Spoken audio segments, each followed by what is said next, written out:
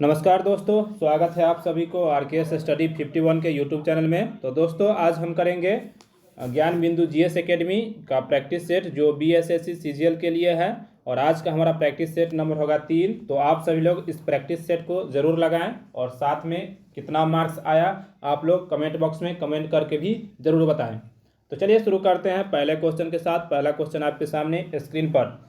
भारत के राष्ट्रपति को उनके कार्यकाल की समाप्ति से पूर्व महाभियोग करने के लिए किसकी अनुशंसा अनिवार्य है? तो इसका उत्तर हो जाएगा संसद के दोनों सदन यानी कि लोकसभा और राज्यसभा दोनों की अनुशंसा अनिवार्य है। राष्ट्रपति का महाभियोग जो कि अमेरिका के संविधान से लिया गया है और राष्ट्रपति का महाभियोग जो कि अनुच्छेद 61 के द्वारा लगाया जाता है। नेक्स्ट क्वेश्चन है कि स्वराज मेरा जन्मसिद्ध अधिकार है और इसे मैं लेकर रहूंगा, यह नारा किसने दिया? तो इसका उत्तर हो जाएगा बाल गंगाधर तिलक के द्वारा दिया गया। इसका ऑप्शन होगा सी। नेक्स्ट है 3 नंबर कि क्षेत्रफल की दृष्टि से भारत का सबसे बड़ा राज्य कौन सा है? इसका उत्तर हो जाएगा राजस्थान राज्य जो कि क्षेत्रफल के मामले में सबसे अधिक है। और वही आपसे पूछा जाए कि जनसंख्या के मामले में सबसे बड़ा राज्य कौन सा है, तो याद रखिएगा उत्तर प्रदेश है। दूसरा कौन है, तो याद रखिएगा महाराष्ट्र है।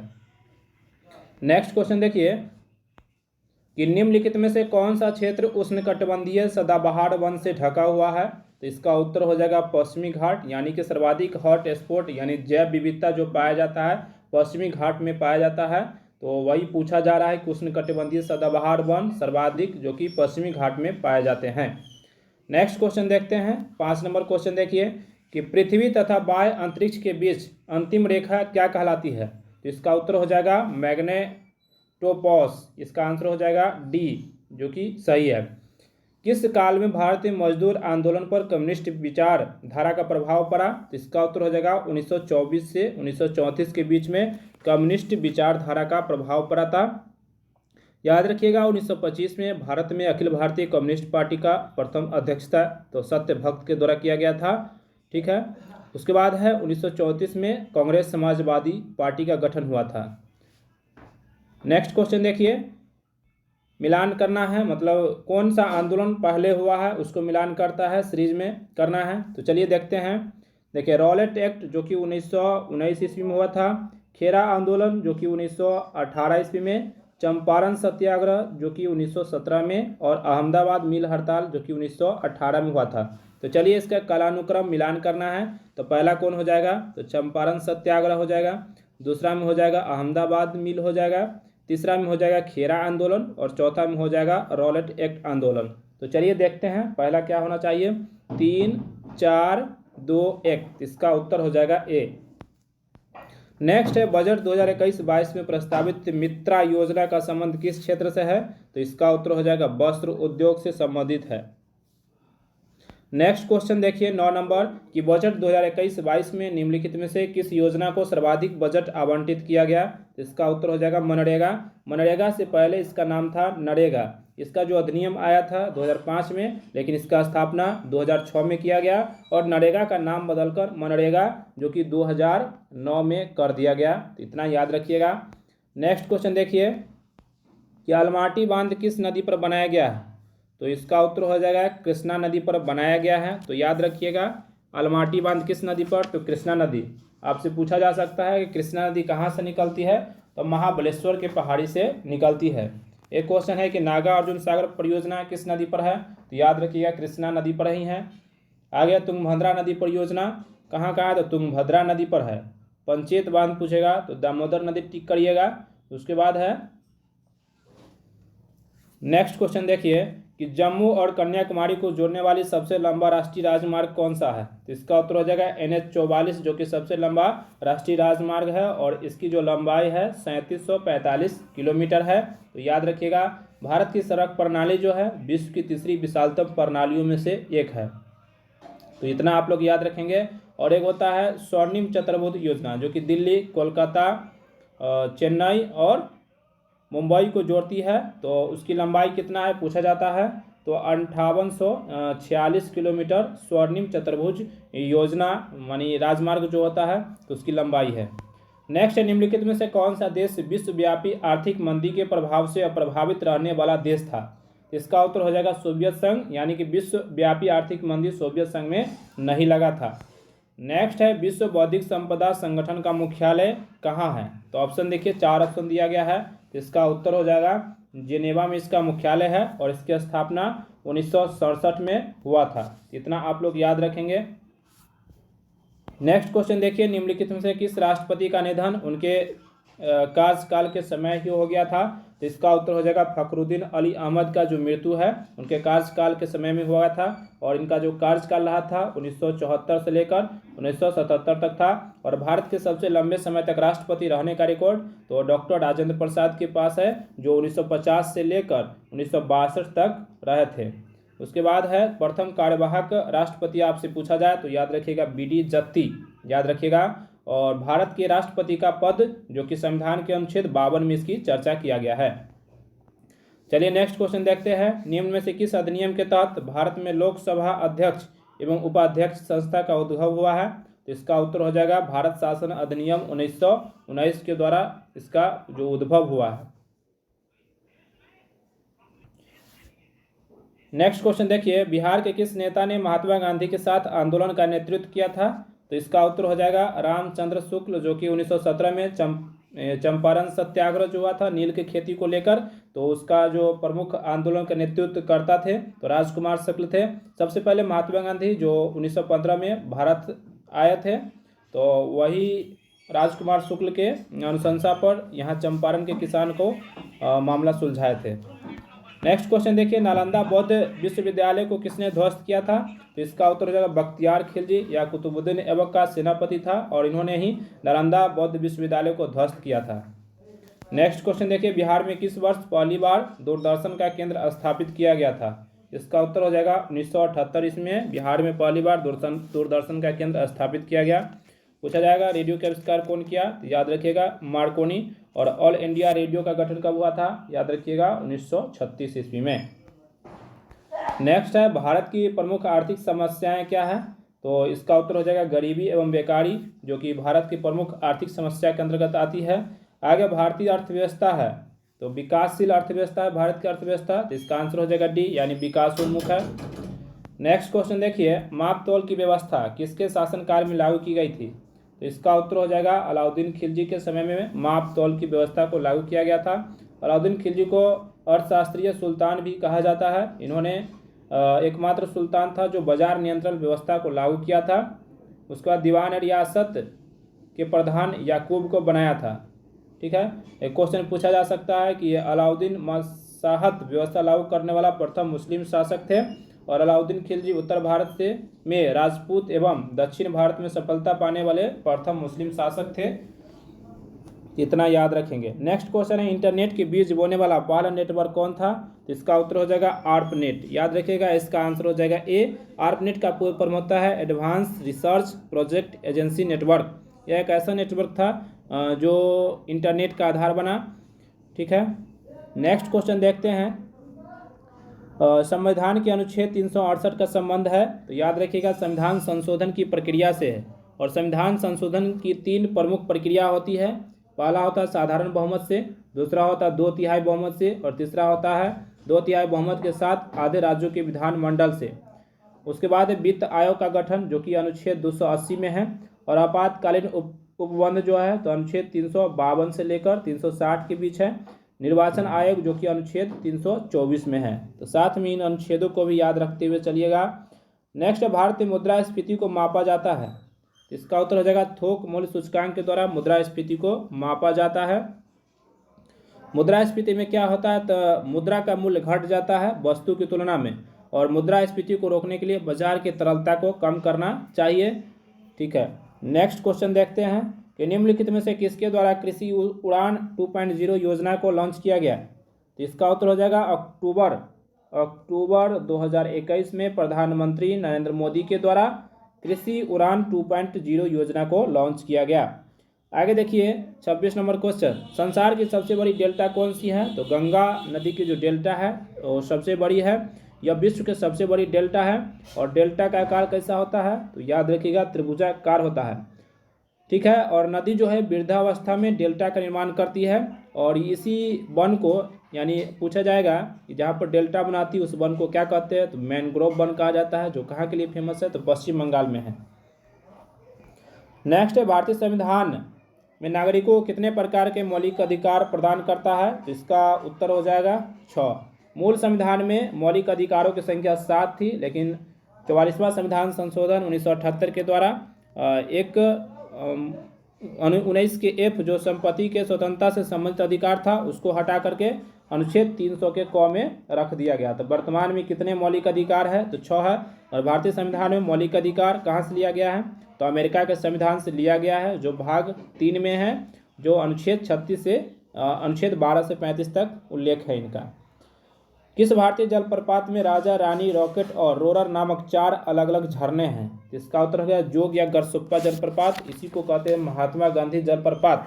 यह भारत का सबसे ऊंचा झरना है। और इसके बाद है दूध सागर, जो कि कहाँ पर स्थित है, गोवा में स्थित है। उसके बाद अथिरापल्ली जो कि केरल में स्थित है, और हिरनी जलप्रपात जो कि कर्नाटक में स्थित है। आगे देखिए 29 नंबर क्वेश्चन कि बैडमिंटन की नेट जमीन से कितनी ऊंचाई पर स्थित रहता है, तो इसका उत्तर हो जाएगा 1.55 मीटर, जो कि ऊंचाई पर रहता है। आगे देखिए अगस्त 2022 तक 11 नई आर्द्र भूमि के जुड़ने से अपने देश में रामसर स्थलों की कुल संख्या कितनी हो गई है, तो इसका उत्तर हो जाएगा 75 हो गई है। तो याद रखिएगा आर्द्र भूमि संरक्षण हेतु प्रथम सम्मेलन ईरान के शहर रामसर में 1971 में एक सम्मेलन हुआ था, ठीक है। और रामसर कब काम करना शुरू किया था, 1975 ईस्वी में काम करना शुरू किया था। और भारत रामसर कन्वेंशन में तो 1982 ईस्वी में शामिल हुआ, ठीक है, याद रखिएगा। और सबसे अधिक रामसर साइटों की संख्या किस राज्य में है, तो तमिलनाडु में वर्तमान में 14 हो गया है। विश्व आर्द्र भूमि दिवस तो जो कि 2 फरवरी को मनाया जाता है। भारत का सबसे बड़ा आर्द्र भूमि जो कि सुंदरवन का है। और भारत का एकमात्र कृत्रिम आर्द्र भूमि कौन है, तो हरिके बैराज है। नेक्स्ट देखिए भारत के महान ज्योतिषाचार्य आर्यभट्ट का बिहार के किस नगर से गहरा संबंध है, इसका उत्तर हो जाएगा पाटलिपुत्र से गहरा संबंध है। आर्यभट्ट का जन्म कब हुआ था, 476 ईस्वी में हुआ था। आर्यभट्ट ने सूर्य सिद्धांतिका यानी आर्यभट्टियम नामक पुस्तक लिखा था। और आर्यभट्ट नाम पर 1975 में भारत सरकार ने प्रथम कृत्रिम उपग्रह प्रक्षेपण किया था, जिसका नाम आर्यभट्ट रखा था। आगे अंग्रेजी ईस्ट इंडिया कंपनी को भारत में व्यापार करने का चार्टर किसने प्रदान किया था, इसका उत्तर हो जाएगा महारानी एलिजाबेथ प्रथम ने 31 दिसंबर 1600 को प्रदान किया था। ईस्ट इंडिया कंपनी में प्रारंभ में 217 साझेदार था। और इस कंपनी का पहला गवर्नर तो स्मिथ था। और ईस्ट इंडिया कंपनी के स्वतंत्र प्रभाव के प्रथम गवर्नर जनरल तो वारेन हेस्टिंग्स था। नेक्स्ट क्वेश्चन देखते हैं कि मध्यकालीन भारत में खराज किससे संबंधित है, इसका उत्तर हो जाएगा धार्मिक। मध्यकालीन भारत में खराज जो कि भू राजस्व से संबंधित था। मध्यकाल में गैर मुस्लिम से लिए जाने वाला भू राजस्व कर क्या था, तो यही था खराज। और मुस्लिम से लिए जाने वाला भू राजस्व को उस्र कहा जाता था, ठीक है। नेक्स्ट क्वेश्चन देखिए कि एतमाद उद दौला का मकबरा किससे संबंधित है, तो इसका उत्तर हो जाएगा जहांगीर से संबंधित है। और नूरजहां ने 1627 ईस्वी में अपने पिता की मृत्यु होने पर आगरा में एतमाद उद दौला का मकबरा बनाया था। यह मकबरा पूरी तरह से मुगल काल में सफ़ेद मार्बल का बना यह प्रथम मकबरा है। और नूरजहां के पिता का नाम क्या था, ग्यास बेग। और नूरजहां के माता का नाम तो अस्मत बेगम। नेक्स्ट क्वेश्चन देखिए कि राष्ट्रीय श्रम आयोग के अनुसार कृषि श्रमिक कितने प्रकार के होते हैं, तो इसका उत्तर हो जाएगा 2 प्रकार के कृषि श्रमिक होते हैं। तो इतना आप लोग याद रखेंगे। नेक्स्ट क्वेश्चन देखिए कि संविधान के किस अनुच्छेद में राज्यों द्वारा प्राथमिक शिक्षा मातृभाषा में दिए जाने का प्रावधान है, तो अनुच्छेद 350 के ए में राज्यों के द्वारा प्राथमिक शिक्षा मातृभाषा में दिए जाने का प्रावधान है। उसके बाद है देखिए अनुच्छेद 350 के ए हो गया। उसके बाद 351 में क्या है, तो हिंदी को प्रोत्साहन देना, उसका उल्लेख किया गया है। नेक्स्ट देखिए निम्नलिखित अभिलेखों में से किसमें कालिदास का नाम मिलता है, तो इसका उत्तर हो जाएगा ऐहोल अभिलेख में कालिदास का नाम मिलता है। ऐहोल अभिलेख में भैरवी और महाकालेश्वर मंदिर का भी चर्चा मिलता है। ऐहोल अभिलेख जो कि बातापी यानी बदामी में स्थित है। और ऐहोल अभिलेख को किसने उत्कीर्ण करवाया था, याद रखिएगा पुलकेशिन द्वितीय ने उसको उत्कीर्ण करवाया था। आगे देखिए वाकर कप का संबंध किस खेल से है, इसका आंसर हो जाएगा गोल्फ। और गोल्फ के खेल के मैदान को हम कोर्स कहते हैं। और गोल्फ के खेल के मुख्य शब्दावली चलिए देख लेते हैं। एक होता है Rider Cup, Prince Wales Cup, उसके बाद मुथैया गोल्ड कप, ये सब किसका है? तो बाकर कप का जो मुख्य शब्दावली है उससे संबंधित है। उसके बाद चलिए देखिए हॉकी की बात करते हैं। तो हॉकी का पहला विश्व कप जो कि 1971 ईस्वी में बार्सिलोना में आयोजित किया गया था। हॉकी के मुख्य शब्दावली देखिए, आगा खा कप, महाराजा Ranjit Singh cup, lady Ratan Tata trophy, Dhyanchand trophy, ये सभी किसका है? तो हॉकी का है। उसके बाद देखते हैं फुटबॉल से संबंधित कुछ है। तो फुटबॉल से होगा Durand Cup, Rovers Cup, FIFA Cup, ये सब किसका हो गया? फुटबॉल से। आगे हर्षवर्धन पुत्र था किसका? इसका उत्तर हो जाएगा प्रभाकर वर्धन का पुत्र था। इतना आप लोग याद रखिएगा। और हर्षवर्धन जो कि पुष्यभूति वंश के शासक थे, और पुष्यभूति वंश के संस्थापक की बात करें तो नरवर्धन, ठीक है। उसके बाद पूछा जाता है कि हर्षवर्धन ने थानेश्वर के स्थान पर राजधानी कहाँ बनाया था? कन्नौज में बनाया था। तो इतना आप लोग याद रखेंगे। नेक्स्ट देखिए, स्वदेशी तकनीक से बना भारत का पहला हाइड्रोजन फ्यूल सेल बस कहाँ लॉन्च हुआ? इसका उत्तर हो जाएगा पुणे में लॉन्च किया गया। केंद्रीय मंत्री किसके द्वारा? जितेंद्र सिंह ने इसको लॉन्च किया। भारत में बेरोजगारी का प्रमुख कारण क्या है? इसका उत्तर हो जाएगा जनसंख्या में तीव्र वृद्धि के कारण भारत में बेरोजगारी का प्रमुख कारण है। भारतवर्ष में लॉर्ड कॉर्नवालिस ने कौन सी प्रथा प्रारंभ की थी? इसका उत्तर हो जाएगा अस्थायी बंदोबस्त, जो कि लॉर्ड कॉर्नवालिस के द्वारा प्रारंभ की गई थी। कब? 1793 ईस्वी में प्रारंभ की गई थी। इतना आप लोग याद रखेंगे। और अस्थायी बंदोबस्त में भूमि का मालिक जमींदार को बनाया गया था। और अस्थायी बंदोबस्त का जनक किसको माना जाता है? तो जॉन शोर को माना जाता है। लॉर्ड कॉर्नवालिस ने कलेक्टर को न्यायिक कार्यों से अलग कर दिया। कब? 1793 में। और कॉर्नवालिस ने ही टीपू के साथ 1792 में श्रीरंगपट्टनम की संधि की थी 1792 में। नेक्स्ट क्वेश्चन देखिए, बिहार की कुल जनसंख्या कितना प्रतिशत भाग कृषि पर आश्रित है? तो इसका उत्तर हो जाएगा 77% जो जनसंख्या है कृषि पर आश्रित है। तृतीय कृषि रोड मैप 2017-22 के लिए इसको तैयार किया गया है। उसके बाद है बिहार में शिक्षा व्यवस्था की स्थिति उतनी अच्छी नहीं है। एक क्वेश्चन पूछा जा सकता है, तो बिहार में कितनी % आबादी जो कि शहर में निवास करती है? तो याद रखिएगा 11.29%, जो कि जनगणना 2011 के अनुसार। नेक्स्ट क्वेश्चन देखिए, अभी तक हाल ही में 30वें हुनर हाट संस्करण का उद्घाटन कहाँ किया गया है? तो इसका उत्तर हो जाएगा देहरादून में किया गया है, यानी कि ए नंबर ऑप्शन सही है।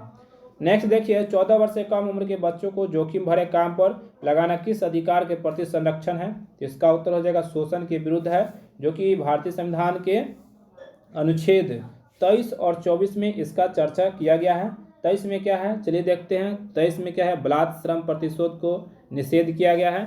और 24 है 14 यानी 6 से 14 वर्ष की आयु के बच्चे को जोखिम भरा काम करने के लिए प्रतिबंध किया गया है। तो भारतीय संविधान के अनुच्छेद 23 और 24 जो कि है शोषण के विरुद्ध अधिकार दिया गया है। नेक्स्ट क्वेश्चन देखिए, निम्नलिखित में से किस शासक ने दासों के रखरखाव के लिए एक अलग विभाग की स्थापना की थी?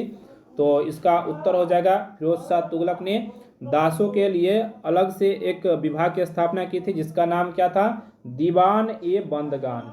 याद रखिएगा दीवान ए बंदगान।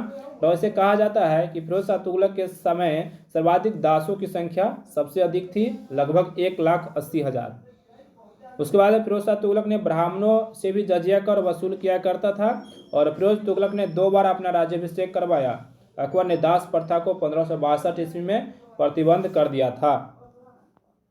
नेक्स्ट देखिए, मनोरा का किला कहाँ स्थित है? तो इसका उत्तर हो जाएगा मनोरा का किला, जो कि तमिलनाडु में स्थित है। कुछ महत्वपूर्ण किला को देखते हैं। देखिए, मेहरगढ़ का किला जो कि राजस्थान में है, ग्वालियर का किला जो कि मध्य प्रदेश में, चित्तौड़गढ़ का किला राजस्थान में, सोनार का किला राजस्थान में, कांगड़ा का किला तो हिमाचल प्रदेश में, कुंभलगढ़ का किला तो राजस्थान में, गोंजी का किला तमिलनाडु में, सेंट जॉर्ज का किला मद्रास में, लुई का किला पांडिचेरी में, और रोहतासगढ़ का किला जो कि बिहार में स्थित है। तो इन सभी को भी याद रखते हुए चलेंगे, और साथ में अगर कॉपी पेन लेकर बैठते हैं तो उसको नोट्स भी कर लेंगे।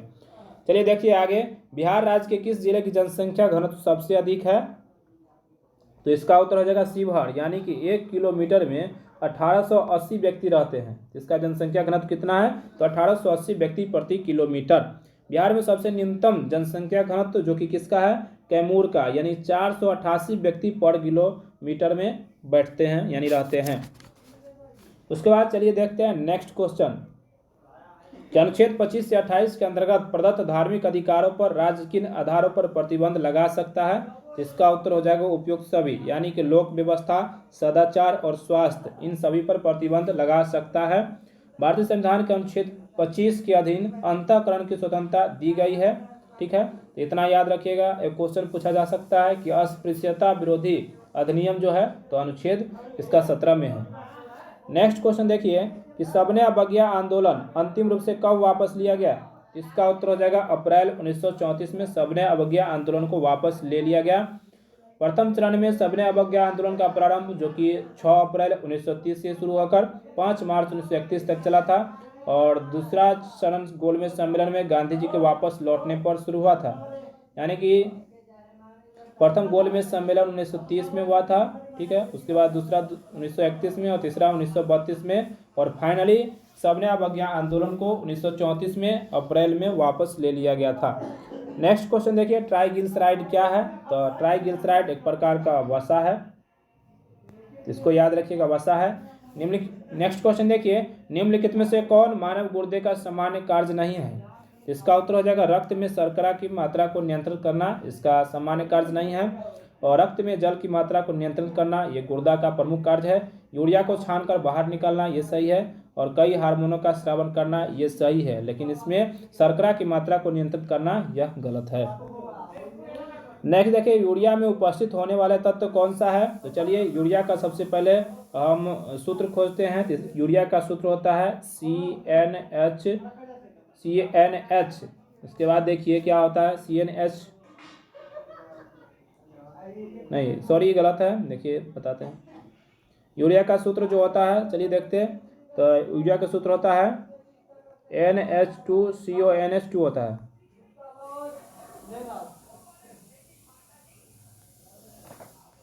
तो याद रखिएगा क्या होता है सूत्र NH2CONH2 होता है। तो C से हो जाएगा, देखिए यहाँ पर कार्बन हो जाएगा, हाइड्रोजन और नाइट्रोजन और ऑक्सीजन हो जाएगा। आगे ऑक्सीजन अनुपस्थित होती है किसमें, इसका उत्तर हो जाएगा केरोसिन में अनुपस्थित होती है। ऑक्सीजन की खोज सर्वप्रथम कौन सा वैज्ञानिक किया था, सीले ने किया था। और वायुमंडल में ऑक्सीजन जो कि 20.29% पाई जाती है। भूपर पट्टी पर सर्वाधिक मात्रा में कौन सी गैस पाई जाती है, तो याद रखिएगा ऑक्सीजन। आगे विद्युत धारा किस उपकरण से मापी जाती है, तो इसका उत्तर हो जाएगा एमीटर से विद्युत धारा को मापी जाती है। उसके बाद देखिए गैल्वेनोमीटर से क्या, तो विद्युत धारा की उपस्थिति को पता लगाया जाता है। वोल्टमीटर से विभवांतर को मापा जाता है। फोनोमीटर से क्या, तो ध्वनि की तीव्रता को मापा जाता है। नेक्स्ट देखिए दाब का मात्रक क्या होता है। तो दाब बराबर क्या होता है, याद रखिएगा बल अपट्टा में होता है क्षेत्रफल, यानी बल का जो मात्रक होता है न्यूटन होता है और क्षेत्रफल के मीटर स्क्वायर। इसका उत्तर हो जाएगा न्यूटन प्रति मीटर स्क्वायर। आगे रक्त कैंसर यानी ल्यूकेमिया को रोकथाम में प्रयोग किए जाने वाले समस्थानिक कौन सा है, तो गोबाल 60 है, जो कि ल्यूकेमिया को रोकथाम के लिए उपयोग किया जाता है। देखिए आयोडीन 131 का उपयोग थायराइड ग्रंथि में किया जाता है। सोडियम 24 का उपयोग जो है रक्त व्यतिक्रम में किया जाता है। और फास्फोरस 32 का उपयोग जो किया जाता है तो रक्त कैंसर के उपचार में किया जाता है। नेक्स्ट देखिए वृद्धि हार्मोन को स्रावन किसके द्वारा होता है, तो इसका उत्तर हो जाएगा पिट्यूटरी ग्रंथि के द्वारा वृद्धि हार्मोन का स्रावन किया जाता है। ठीक है, नेक्स्ट क्वेश्चन देखिए 50 नंबर कि 50 डिग्री सेल्सियस का मान फ़ारेनहाइट स्केल में कितना होता है, तो इसका उत्तर हो जाएगा 122 डिग्री फ़ारेनहाइट है। इसका सूत्र लगा सकते हैं C/5 बराबर F-32/9 पर इसको पुट कर सकते हैं। इस प्रकार इसका उत्तर हो जाएगा बी। आगे देखिए निम्न में से कौन सा यांत्रिक तरंग है, तो इसका उत्तर हो जाएगा ध्वनि तरंग, जो कि क्या है एक प्रकार का यांत्रिक तरंग है। नेक्स्ट क्वेश्चन देखिए इनमें से कौन विद्युत का सबसे बेहतर सुचालक है, तो इसका उत्तर हो जाएगा बेहतर सुचालक की बात करें तो चांदी इसमें बेहतर सुचालक है। नेक्स्ट क्वेश्चन देखिए निम्न में से किस ताप पर ध्वनि का वेग 0 डिग्री सेल्सियस पर अपना मान दोगुना हो जाता है, तो इसका उत्तर हो जाएगा 819 डिग्री सेल्सियस, जो कि 2 गुना हो जाता है। और इसका फार्मूला अलग से सबसे पहले तो इसको केल्विन में चेंज करना होगा, उसके बाद फार्मूला लगाना होगा क्या, तो V1/V2 बराबर √T1/T2 लगाया जाता है फार्मूला। इससे आप लोग बना लीजिएगा। नेक्स्ट देखिए, एक घर में एक महीने के दौरान 150 यूनिट की ऊर्जा का प्रयोग किया जाता है, जूल में इस ऊर्जा की मात्रा क्या होगी? इसका उत्तर हो जाएगा 5.4 × 10⁸ होगी, तो इतना याद रखेंगे। नेक्स्ट देखिए, रामसे हंट सिंड्रोम प्रभावित करता है शरीर के किस अंग को? तो इसका उत्तर हो जाएगा तंत्रिका तंत्र को प्रभावित करता है, और मानव शरीर के में 12 जोड़ी कपाल तंत्रिका पाई जाती है, तो इतना ही आप लोग याद रखेंगे।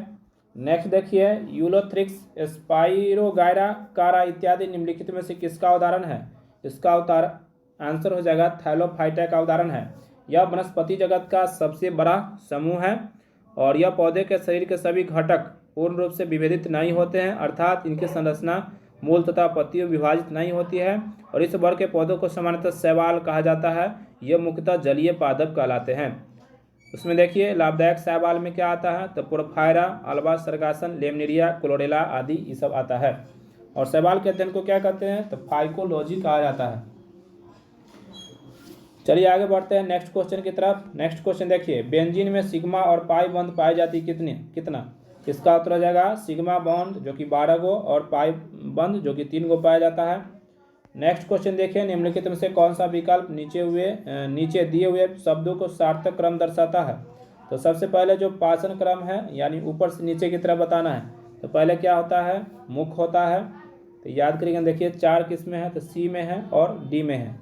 उसके बाद देखते हैं सबसे अंत में क्या निकलेगा? मलाशय जो कि दू में है, तो दू देखिए लास्ट में ये है। इस प्रकार मिलान करेंगे तो पहले मुख आएगा, उसके बाद ग्रास नली, उसके बाद अमाशय, अमाशय के बाद छोटी आंत, छोटी आंत की बड़ी आंत, और बड़ी आंत के बाद मलाशय जो कि सबसे नीचे। नेक्स्ट नंबर देखिए, लेप्टोस्पाइरोसिस एक रोग है जो निम्नलिखित में से किस में होता है? इसका उत्तर हो जाएगा डी, यानी कि इनमें से किसी में नहीं होता है। यह जो क्या है? तो एक प्रकार का, चलिए नहीं दिया हुआ है, आगे बढ़ते हैं। मानव शरीर में रक्तचाप नियंत्रित होता है किसके द्वारा? तो याद रखिएगा, रक्तचाप का नियंत्रण जो होता है अधिवृक्क ग्रंथि यानी कि एड्रिनल ग्लैंड के द्वारा रक्तचाप को नियंत्रित किया जाता है। नेक्स्ट क्वेश्चन देखिए, निम्नलिखित में से कपास से होने वाला रोग कौन सा है? इसका उत्तर हो जाएगा ब्लैक आर्म रोग जो होता है कपास से होने वाला प्रमुख रोग होता है। नेक्स्ट क्वेश्चन देखिए, एक अवतल दर्पण की फोकस दूरी 12 सेंटीमीटर है, तो उसका वक्रता त्रिज्या क्या होगा? तो देखिए फोकस दूरी f बराबर दिया हुआ है कितना? तो -12 सेंटीमीटर, यानी कि अवतल दर्पण की जो फोकस दूरी होती है माइनस में होती है। और r बराबर क्या होता है? तो याद रखिएगा r बराबर होता है 2f। तो यहाँ पर मान रख देंगे 2 × -12, तो क्या होगा? -24 इसका वक्रता त्रिज्या होगा। तो इस प्रकार इसका उत्तर हो जाएगा डी। नेक्स्ट देखिए, मनुष्य का हाथ किस श्रेणी का उत्तोलक है? तो इसका उत्तर हो जाएगा तृतीय श्रेणी का उत्तोलक है। उत्तोलक से संबंधित अगर आपको क्वेश्चन बनाने में यानी आंसर लगाने में कन्फ्यूजन है, तो आप हमारे चैनल पर जाके उत्तोलक का ट्रिक सर्च करके आप वहां से आसानी से ट्रिक को समझ सकते हैं। नेक्स्ट देखिए, पिंच ब्लेड किसका अयस्क है? इसका उत्तर हो जाएगा यूरेनियम का अयस्क है। नेक्स्ट देखिए, मकड़ी किस संघ से संबंधित है? इसका उत्तर हो जाएगा आर्थ्रोपोडा संघ से संबंधित है मकड़ी, जो कि आर्थ्रोपोडा संघ से संबंधित है। एनेलिडा में क्या क्या आता है? तो याद रखिएगा जोंक, केचुआ, नेरिस ये सभी आता है एनेलिडा में। मोलस्का में क्या आता है? तो ये जंतु प्राय क्या होता है? जंतु जगत का सबसे बड़ा संघ है, ठीक है। और इसका जो शरीर बना होता है ना, कैल्शियम कार्बोनेट का बना होता है। इसमें घोंघा, सिपिया आदि जो इसमें आता है। इगाइनोडर्मेटा जो मुख्य रूप से समुद्री जीव होते हैं, और इसमें क्या आता है? तारा मछली आता है, समुद्री आर्सिन आता है, उसके बाद ब्रिटल स्टार आता है, उसके बाद समुद्री लिली, ये सभी आता है। आगे कोशिका सिद्धांत का प्रतिपादन किसने किया? इसका उत्तर हो जाएगा स्लाइडेन एवं स्वान के द्वारा कोशिका सिद्धांत को प्रतिपादन किया गया। डार्विन के द्वारा ऑक्सीजन हार्मोन को खोजा गया। उसके बाद लुईस पास्चर ने किण्वन यानी कि किण्वन का खोज किया, और अल्टमैन ने किसका खोज किया था? तो याद रखिएगा माइटोकॉन्ड्रिया का खोज अल्टमैन ने किया था। तो दोस्तों ये वीडियो आपको कैसा लगा कमेंट करके ज़रूर बताइए। अगर अच्छा लगा तो दोस्तों के साथ शेयर कीजिए, सब्सक्राइब कीजिए और लाइक भी कर दीजिए। मिलते हैं नेक्स्ट वीडियो में, तब तक के लिए धन्यवाद।